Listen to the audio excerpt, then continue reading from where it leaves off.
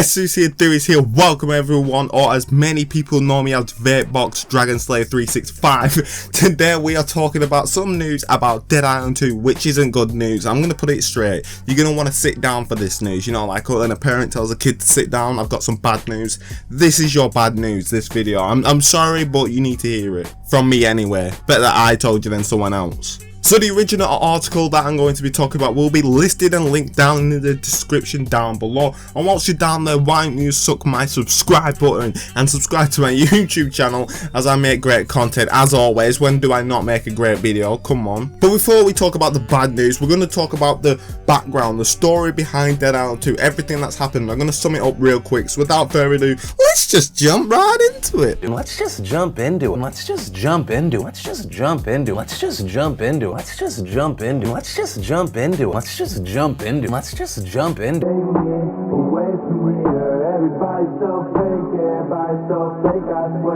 So Techland were the original developers behind Dead Island 2, but Dead Island 2 didn't come to fruition because Deep Silver wanted to part with Techland because the vision fell out of alignment. Deep Silver said this to Techland. Later, bitch. And Techland responded by releasing Dying Light and saying this. The fuck you say to me, you little shit? So after the dispute was over, Deep Silver were looking for another developer, and out came Yager to develop Dead Island 2. So once they joined together, Dead Island 2 was back in production, back in development, and things looked steady. Then Deep Silver wanted major changes in the game towards the end of development. So Dead Island 2 was pretty much finished, it was polished, and Deep Silver said, you know what, we want some more features in there. And Yager weren't happy with it. Now this was because of the success of Dying Light. Dying Light came out and Deep Silver was shocked. They were really shocked at how successful Dying Light was. So they said, yo, we need a few features from that game into our game. It's kind of like that kid in class who asks, can you copy your homework? And you're like, yeah, but change it up a little bit. Deep Silver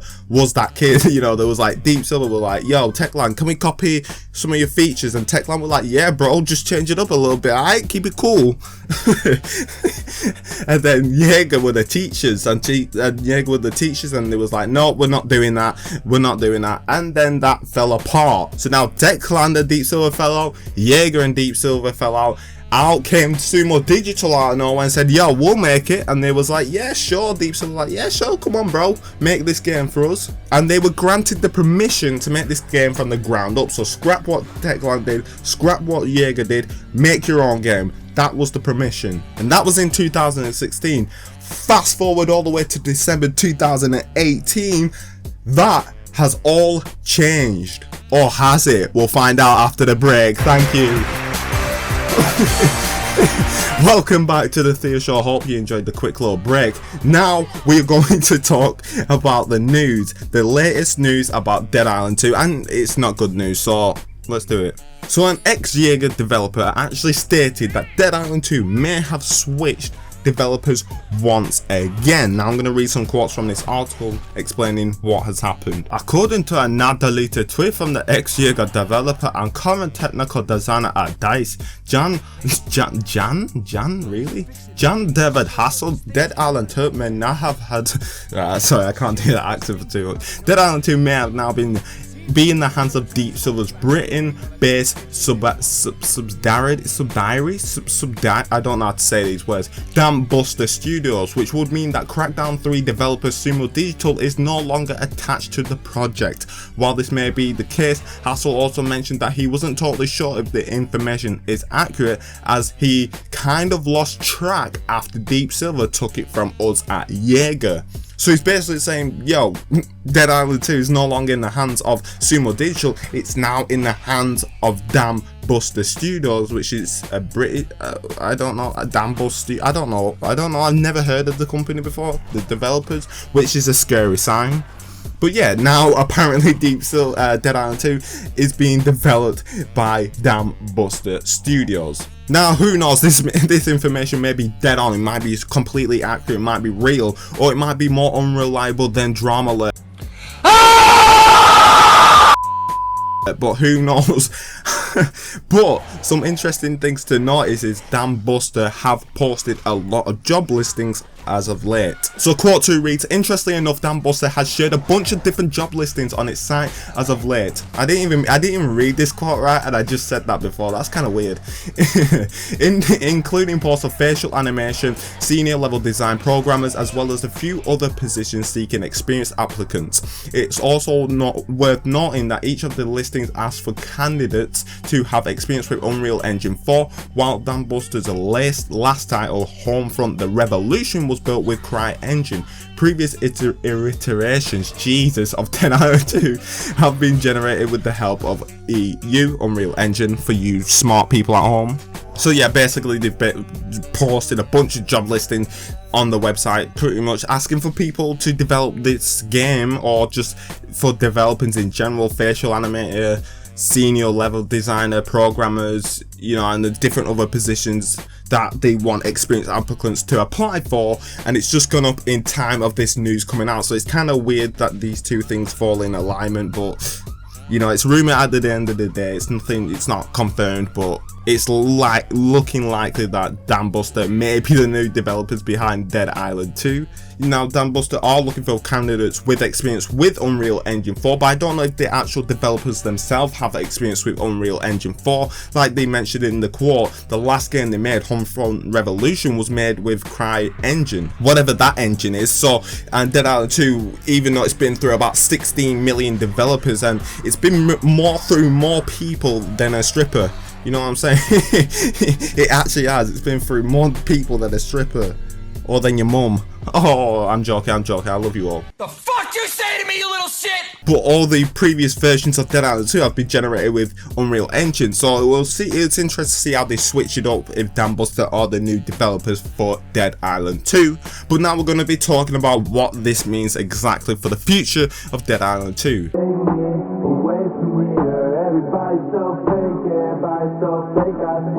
What it means is the game's dead, it's cancelled.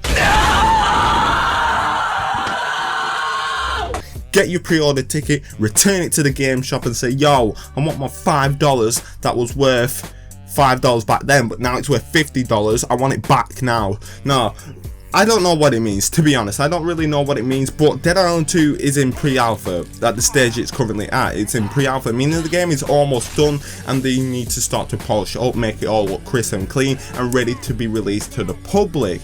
But this is interesting to know, if the game is in pre-alpha, right, and it's pretty much done, and now they just have to polish it up, that's like writing a 5,000 word essay for someone, writing it, completing it, and you're about to check for spelling mistakes, and they come through the door and they say, you know what, mate, we don't need you actually, but thank you for writing the article, thank you for writing the essay, but we do not need you anymore.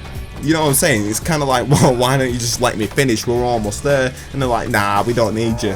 Another thing it could mean, well, it definitely does mean this, is development is rough and it's not going to plan. It almost reminds me of Sleeping Dogs 2. They had the vision for Sleeping Dog 2, but it was too big of an idea and they ended up cancelling it. Maybe that's what's going to happen to Dead Island 2. Maybe they have this mad open world experience where you can go in every house and every individual thing. Maybe it's not going to plan and maybe it'll get cancelled in the near future, but development is rough as we know it. Rougher than a dog's ass.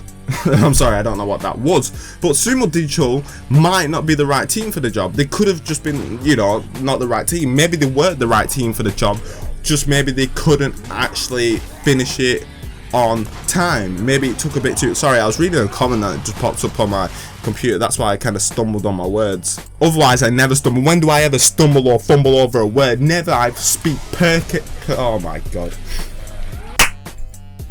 Maybe also on Twitter, it's interesting to like Deep Silver always keep saying, oh, it's in development, the game's not ready. I made a video how they keep saying this, it's not ready, sorry, it's not ready to show anything, sorry, it's in development. Maybe this is the reason they're not showing anything, because they are switching developers. Maybe because it's not actually genuinely ready, maybe because it's not going smooth, maybe because it doesn't look good enough or look to their standards, that they're actually withholding this information, the footage, the images, the, you know, everything. We know nothing about Dead Island 2. We don't even know if it's even based off the original plan of Dead Island 2. We know nothing about this game. So maybe it's not looking how Deep Silver want it to look. And that makes me question Deep Silver. Are Deep Silver to fault here?